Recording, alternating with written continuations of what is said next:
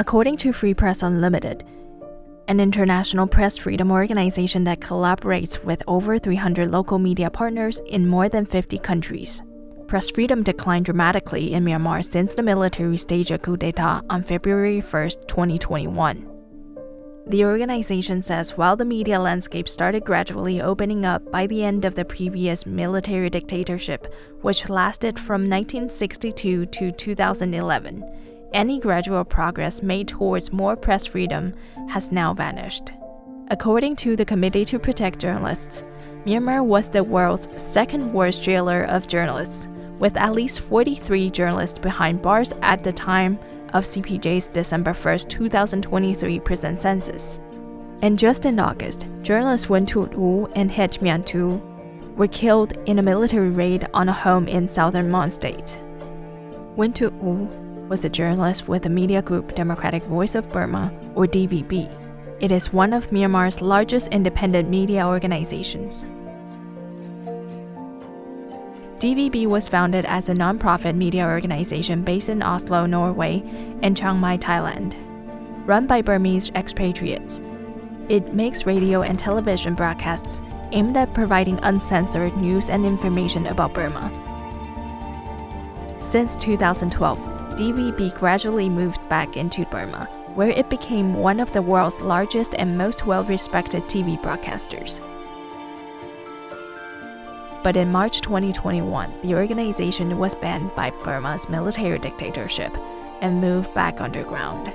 Today, we continue our conversation with DVB's Adam Bemma, a journalist, humanitarian, and media consultant based in Chiang Mai.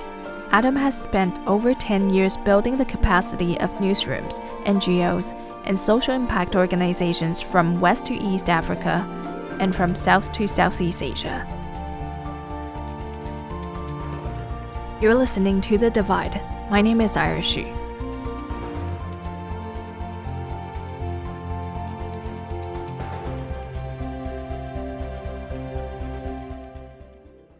So most Myanmar independent media during the democratic transition, when Aung San Suu Kyi's National League for Democracy Party came to power in 2016 after it won the 2015 election overwhelmingly, then many media outlets were invited back into Myanmar for the first time, basically, even though journalists have operated in Myanmar for these independent media outlets who were based in exile. Now these media outlets born in exile were allowed to finally set up operations inside Myanmar. And of course, it's Democratic Voice of Burma, there's the Irrawaddy, and then there's Mizima, and then many other media outlets. Oh yeah, Burma News International, which is a coalition of ethnic media, and an alliance of ethnic media, I should say.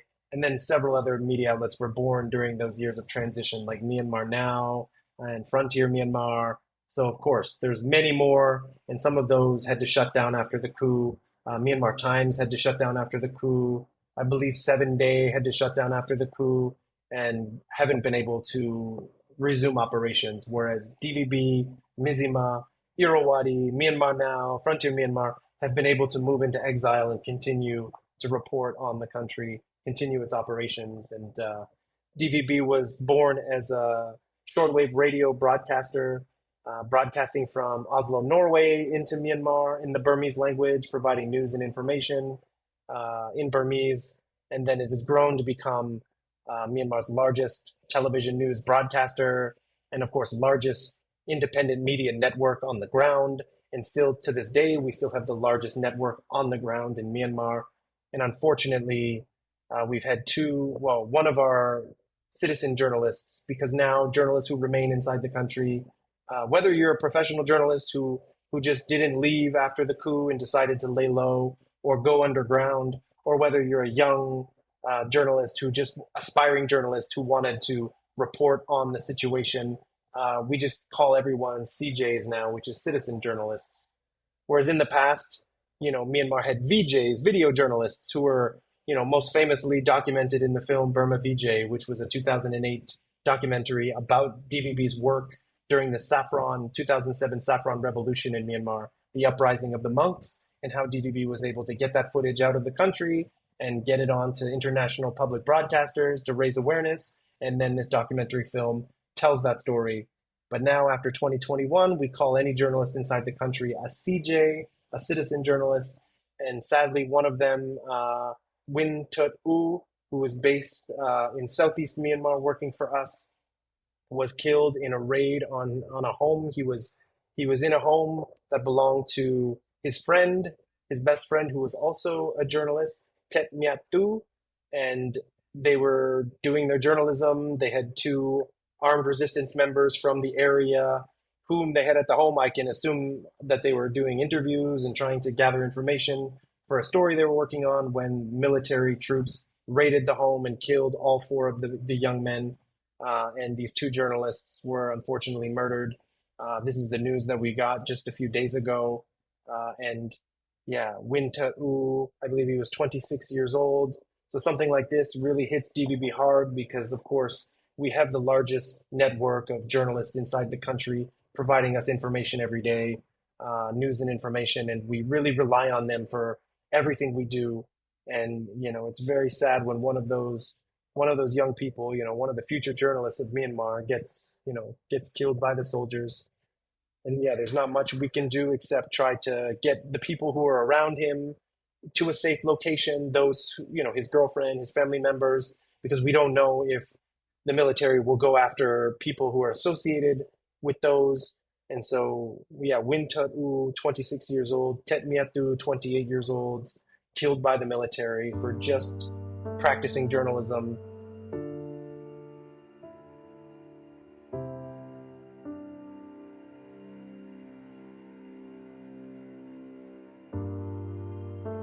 And of course, this sends shockwaves across the country, and anybody who's reporting now may think twice. And of course, after the military coup, many journalists have been arrested and sentenced to prison. And I believe 4 journalists were killed in the previous 3 years after the coup. But over the last year, we've had 3 killed already. And there was another one killed in Arakan, Rakhine State, Po Tiha. He was also a citizen journalist, and he'd not been working with DVB for some time. Like he'd worked, most journalists in Myanmar have worked at DVB at some point in their career because it's just kind of a way to get into the media and to learn broadcast journalism skills, of course. And this young man, of course, also, I don't remember the exact circumstances, but he was in an area and they found his body afterwards. So he'd been killed at some point. So it's not like it happened right away and we got the news. It was quite some time after he'd been killed that we got that information. And of course, I've shared this information with the Committee to Protect Journalists and the International Federation of Journalists, both Potiha's murder and that of Win Tut U and Tet Myatu last week. Because of course, me as the English representative of DVB, I'm always trying to make sure that we get news and information out to the world that can put the spotlight back on Myanmar, because there's so many conflicts going on, so many humanitarian tragedies in the world that Myanmar is all of that. But of course, it's a very complex situation given that there's multiple armed groups fighting the military for control of different areas of the country. As I've mentioned, Rakhine State and the Arakan Army. There's many more, of course, in northern Shan State. There's been a alliance of ethnic armed groups called the Three Brotherhood Alliance, and they've been fighting and being very successful at beating the military and taking territories along the China border. And just a month ago, seizing the regional military command headquarters in Lashio, which is very close to the China border. And of course, there's only 13 regional military commands around the country, and one of them has fallen to a resistance organization, a resistance force. And so this is the first time in Myanmar's history. So of course, since their Operation 1027 was launched October 27th last year, they've been successful in defeating the military. And then they signed a peace agreement in January, brokered by Beijing, which fell apart just in June. And then the fighting escalated, and then they continually took military bases and towns, and now they're trying to carve out their own autonomous area in northern Shan State for the different ethnic groups there, the Kokang, who are ethnically Chinese, and then the Ta'ang, which are native to Shan State, of course. Well, both groups are native to Shan State. So it's a very complex situation, and there's fighting, like I said, along the Thailand border, along the India border, and of course, further north along the China border in Kachin State. So it's very difficult for for the international media to tell that story because in previous years, the story was just Aung San Suu Kyi, Nobel laureate, peace, democracy icon, fighting these evil generals. And of course, the Beauty and the Beast. That was an easy story to tell, an easy narrative to sell to the international community. But now we realize that didn't work. We need to build, Myanmar needs to become a federal democracy. All these ethnic groups need to have equality, and they need to negotiate and build a new country because a country under military rule will continually fail.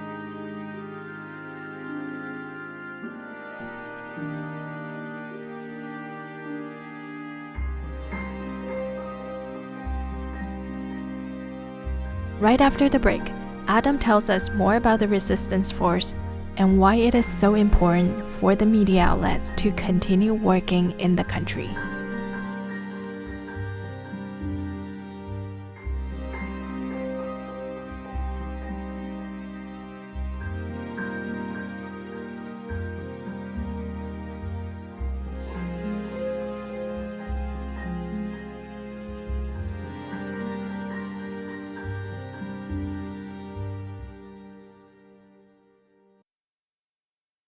Myanmar needs to become a federal democracy. All these ethnic groups need to have equality, and they need to negotiate and build a new country because a country under military rule will continually fail. And the people want democracy, federal democracy now. They don't want the National League for Democracy government anymore. They want something new. They want something that's more inclusive of Myanmar's diverse ethnic peoples. And I think that's a wonderful step in the right direction. But I do believe if Aung San Suu Kyi were released tomorrow, she would be able to unify because she is that voice that everyone in the country loves and respects. Despite her losing her credibility among the international community, she's still the only unifying factor inside the country, which is why I think the military wants to keep her stowed away in Naypyidaw, whereas previous regimes kept her at her home in Yangon so people could gather outside and of course cameras, international media could go to Yangon. But Naypyidaw, we don't have access. Even journalists working for TVB, it's very hard to get information from Naypyidaw besides what they spread, the disinformation that they spread onto regime-run state media, which is, the state media is completely under their control, plus the military-run media, which has been around a long time. This is how we get information from them. This is how they share it. And then we do our best to balance that with news and information from the communities across the country where the conflict is occurring and where they're trying to build this new Myanmar, this bottom-up federal democracy from the ground up rather than from the top down, which has always been done throughout the history of Myanmar, whether under the military regimes or under the NLD. This top-down structure did not work, and it led to the 2021 military coup. So the people of Myanmar have decided no more. So this is what they want. And of course, they're fighting in different areas of the country. And it's not just these ethnic armed organizations who've been fighting for many years. It's also the people who formed PDFs, the People's Defense Forces. Several of them are aligned with the National Unity Government, which is a group of lawmakers and MPs and community leaders from these ethnic nationalities who've come together to form a new government to oppose the military in Naypyidaw. And so a lot of these People's Defense Forces fight under the NUG, but some of them, of course, fight on their own and align with different groups. So that's why it's so complex, because there's so many armed actors on the ground. And that's what might make it a challenge to establish what the people want in the future, since so many people are armed and fighting the military and have different priorities and objectives. What Adam just described sounds like the resistance is gaining traction. Yes, the resistance has gained traction across the country. As the uprising to the 2021 military coup began, after the anti-coup protests were cracked down, because the anti-coup protests took place nationwide, February, March 2021, I was there living in Yangon, documenting them, reporting on them for CBC Radio Canada, and of course helping other media try to tell these stories as I was there in Yangon at the time. But then, of course, when Armed Forces Day came on March 27th, 2021, the military brutally cracked down, killed many people across the country. And then, of course, the scale of violence was escalated. So a lot of young people fled to the borderlands, to these ethnic nationality homelands to receive training from the ethnic armed organizations and then form their own militias and their own people's defense forces to fight alongside those EAOs and also to fight for the liberation of the country from military rule. So yes, the resistance is very broad. It's hard to categorize it, but it is winning. However, they need to figure out, there needs to be more discussion on how the future of the country will develop and how people will, decide to lay down their weapons when the time comes to build that new federal democratic society. Has it not been for the DVB and other news organizations, the world really wouldn't know what is going on in Myanmar. So how do Adam and DVB work to tell the stories within Myanmar's borders from outside the borders? Yeah, so I'm based in Chiang Mai, Thailand, and many journalists are here. Thailand is a very safe country, neighboring Myanmar, where you can do that kind of work and not feel like you're going to go to prison or get killed. But of course, have to be very careful because the Myanmar military has its networks in Thailand and can do terrible things for those who are based along the border, of course. There are still a lot of media based inside the country in these ethnic nationality homelands along the border of Thailand, of course. And so, these areas are under constant bombardment, airstrikes, and attacks, artillery attacks from the military. For those who are in Thailand, yeah, you have a sense of comfort, but you also don't belong, like you're not a Thai citizen. So you have to, be very careful and, make sure you're not causing any trouble for other media, exile media. But of course, the exile media have been based here in Thailand previous years and were quickly able to come back and set up shop and continually report the situation in Myanmar. Yeah, I would just say that the Myanmar people really need your help. The longer we wait to give them attention and support, the longer it'll take them to be able to win in this revolution against the military. And of course, we've seen it succeed in countries like Taiwan and South Korea. The people rise up and defeat these dictators, and of course in South Korea, a brutal military regime that was in place, killing student protesters, which is very similar to what happened to Myanmar in the 1980s.